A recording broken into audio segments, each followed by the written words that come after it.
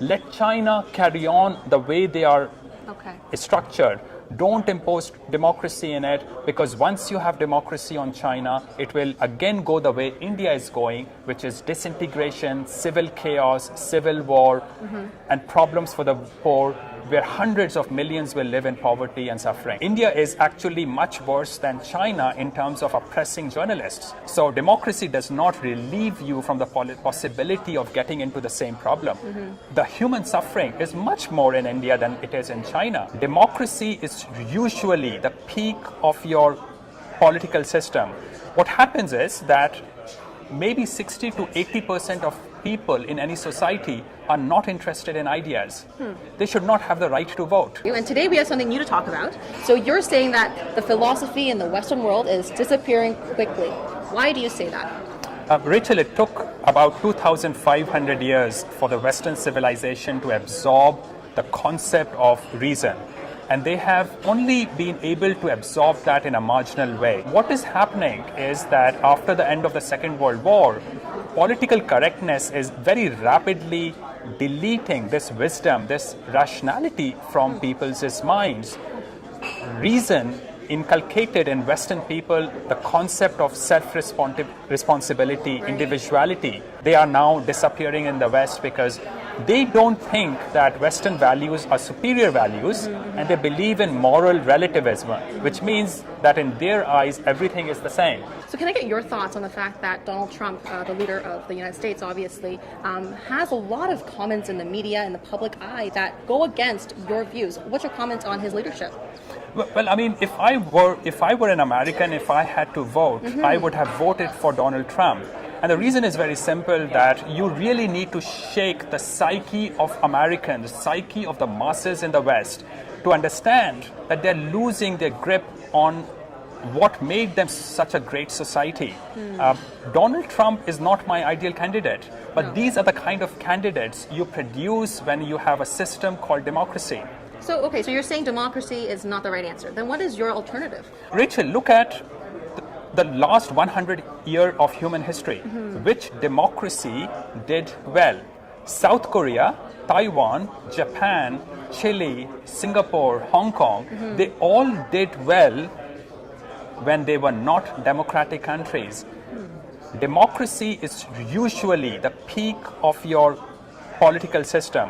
What happens is that maybe 60 to 80% of people in any society are not interested in ideas.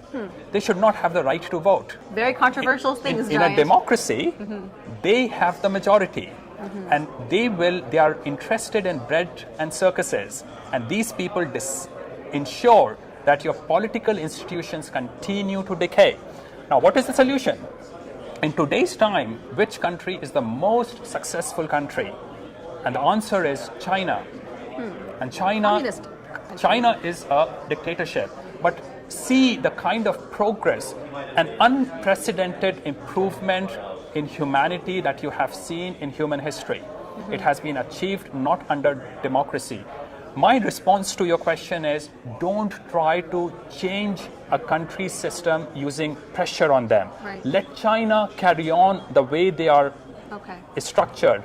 Don't impose democracy in it, because once you have democracy on China, it will again go the way India is going, which is disintegration, civil chaos, civil war, and problems for the poor, where hundreds of millions will live in poverty and suffering. But under dictatorship, there's human rights issues. There's also bad examples of dictatorship like North Korea. How about that? What's your comment to that? Sure, absolutely. And look at India.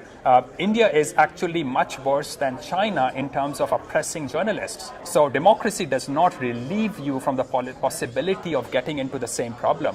The human suffering is much more in India than it is in China. Now, yes, North Korea is a dictatorship. No answer is perfect. But all I'm saying is, don't impose democracies on people. And in my view, democracy is truly the worst form of government.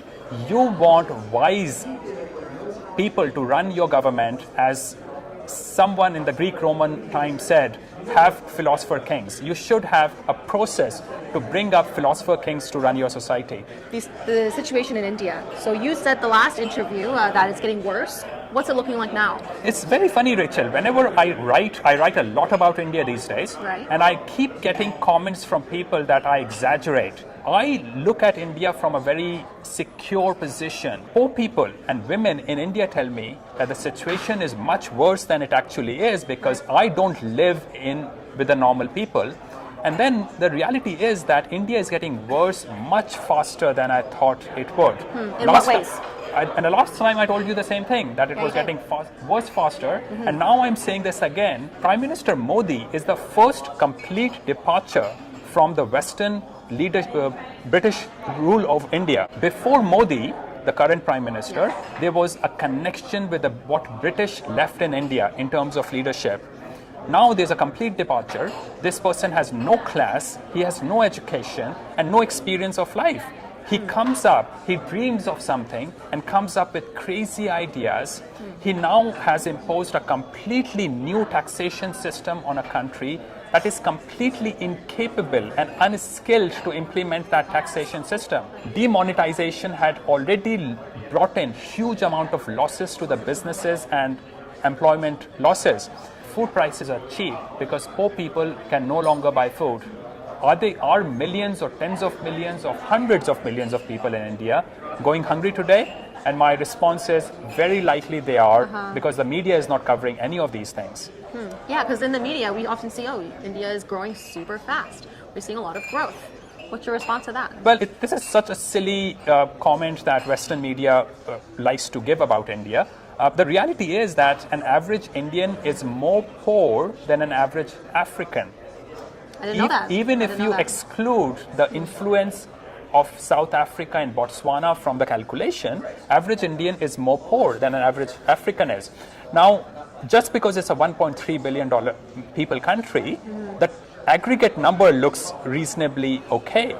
But even then, remember, the GDP of India is less than the GDP of United Kingdom. And India adds about one United Kingdom every 3 years in terms of population. Yeah. Well, thank you for the insight, Jayant, into Yeah, India. you're most welcome.